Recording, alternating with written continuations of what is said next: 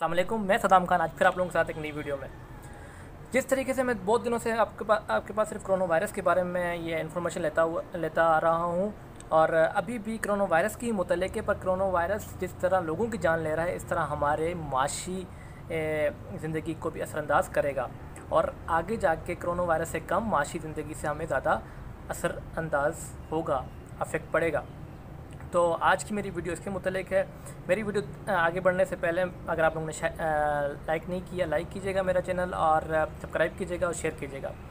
तो स्टार्ट करते हैं वर्ल्ड बैंक की एक स्टेटमेंट से। वर्ल्ड बैंक ने कहा है कि जो अभी माशी बुरहान आ रहा है, ये द ग्रेट डिप्रेशन के बाद सबसे बड़ा बुरहान है। द ग्रेट डिप्रेशन क्या था?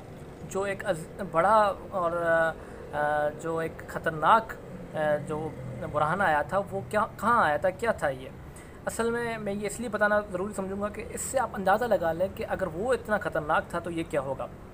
द ग्रेट डिप्रेशन 1929 को अमेरिका में आया था।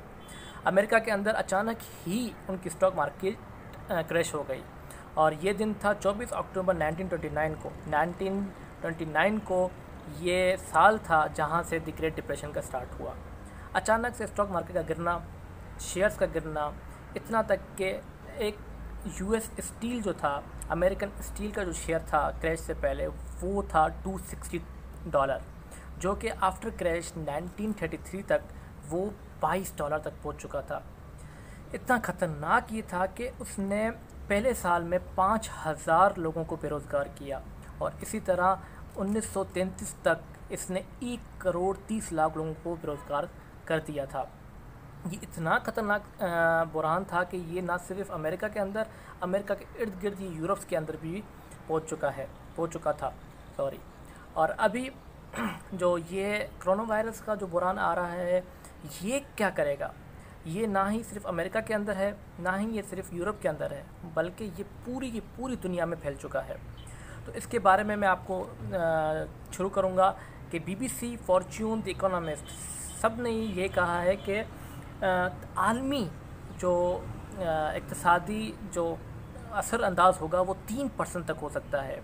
अगर ये अगले 2 साल तक ये तकरीबन आलमी जो माशरती हालात हैं उनको 9 ट्रिलियन तक नुकसान दे सकता है।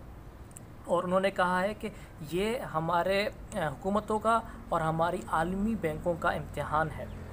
उसके बाद वो कहते हैं कि 2021 तक इससे हम कुछ ना कुछ रिकवर कर सकते हैं, पर मुकम्मल तौर पे नहीं।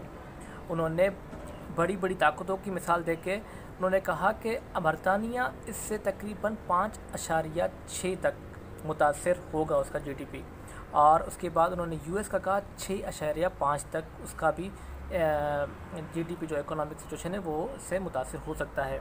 उसके बाद उन्होंने कहा कि चाहे डेवलपिंग कंट्रीज़ हों, अंडर डेवलप हों या फिर वेलफेयर कंट्री हों, कोई भी 2022 से पहले इस बुरहान से नहीं निकल सकता।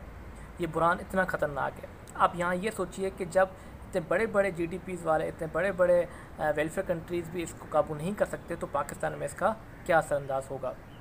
उसके बाद जो हमारे आलमी इदारा है, माशी इदारा IMF, उसने 4 तरजीहात दी हैं। उन्होंने कहा है कि अभी जो भी ममालिक हैं उनको चाहिए कि जितना हो सके अपने हेल्थ सिस्टम को स्ट्रॉन्ग करें, उसके ऊपर पैसा लगाएं। दूसरा कि अपने जो वर्कर्स हैं और अपने जो बिजनेसेस हैं उनको स्ट्रॉन्ग करने पे पैसा लगाएं, उन लोगों को पैसा दें डायरेक्ट। तीसरा उन्होंने कहा कि जो बड़ी बड़ी बैंक है, सेंट्रल बैंक से, उनको सपोर्ट करें, उनकी सपोर्ट लें। और चौथा उन्होंने कहा कि जल्द से जल्द यहाँ से, इस बुरहान से निकलने की कोशिश करें, इस बीमारी से निकलने की कोशिश करें और अपने माशी हालात को वापस लेके आने में गौर करें। अब आ जाते हैं पाकिस्तान में। द इंटरनेशनल न्यूज़ में वर्ल्ड बैंक ने कहा है पाकिस्तान और साउथ एशियन कंट्रीज़ खबरदार किया जाता है कि ये सबसे ज़्यादा असरअंदाज इनके ऊपर ये कोरोना वायरस का होगा इनकी माशी हालत में। उसके बाद उन्होंने कहा कि पाकिस्तान की GDP 2.2 से लेकर 1.3 तक इससे गिर सकती है, मतलब 2.2 से लेकर 1.3 तक इसको इनकी पाकिस्तान की GDP को इससे नुकसान हो सकता है।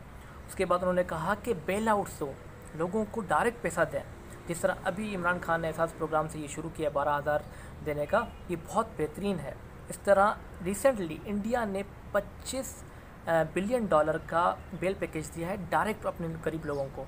पाकिस्तान ने 8 बिलियन दिया है, जो कि उसके 22 करोड़ आवाम के लिहाज से बहुत ही कम है। पाकिस्तान को और आगे बहुत कोशिश करनी चाहिए। उसके बाद पाकिस्तान प्राइम मिनिस्टर ने दुनिया में आलमी लीडर्स से और उसके बाद आलमी इदारों से दरख्वास्त की कि हमें एक फ़ाइनेंशियल सपोर्ट करें, हमें जितना हो सके बेल आउट्स दें।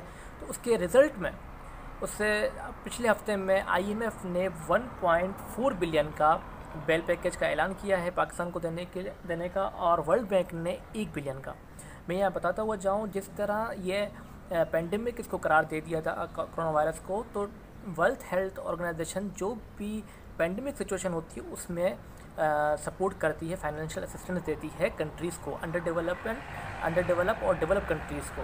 इसके बाद में एशिया टाइम्स में अली सलमान अंदानी ने एक बात कही है। उन्होंने कहा कि पाकिस्तान ब्यूरो ऑफ स्टैटिस्टिक्स ने बताया है कि अगर ये सिचुएशन मई तक कम नहीं होती, ये वबा मई तक कुछ कम नहीं होती, तो हमारे 22 लाख लोग बेरोज़गार हो जाएंगे। 22 लाख बेरोज़गार होने का मतलब कि 22 लाख घरों में चूल्हा नहीं जल पाएगा। 22 लाख घर में अगर औसतन 3 लोग भी हों तो ये कितने कब कहाँ जाए ये फिगर? ये तकरीबन 50 लाख 1 करोड़ तक लोग इससे मुतासिर होंगे। तो अब इस सिचुएशन में करना क्या है हमें? इस सिचुएशन में सबसे पहली चीज़ जो करनी है आपको अपनी सेविंग्स को एक प्लान करके खर्च करना है, अपने अखराजात को उस लिहाज से रखना है और अपना फ्यूचर प्लान करना है कि आगे हमें किस तरीके से इस माशी बुरान के साथ निपटना है। उसके लिए मैं कुछ अलग अलग टिप्स लेकर आऊँगा, कुछ बताऊँगा आपको कि दुनिया के जो इक़्तिसादी माहिरीन क्या कहते हैं। और अगर आपको मेरी ये वीडियो अच्छी लगी हो तो प्लीज़ लाइक कीजिएगा। और इख्तिताम हो गई इस वीडियो का, और मुझे प्लीज़ कमेंट करते रहिए करें कि किस टॉपिक के बारे में आपको वीडियो चाहिए, और मैं कोशिश करता हूँ कि प्रिसाइज़ हो, कम्प्रीहेंड हो, 7-8 मिनट की हो, ताकि आप लोगों को एक नॉलेज भी प्रोपेगेट हो जाए और आपको बोर भी ना करें। Thank you. अल्लाह हाफ़िज़।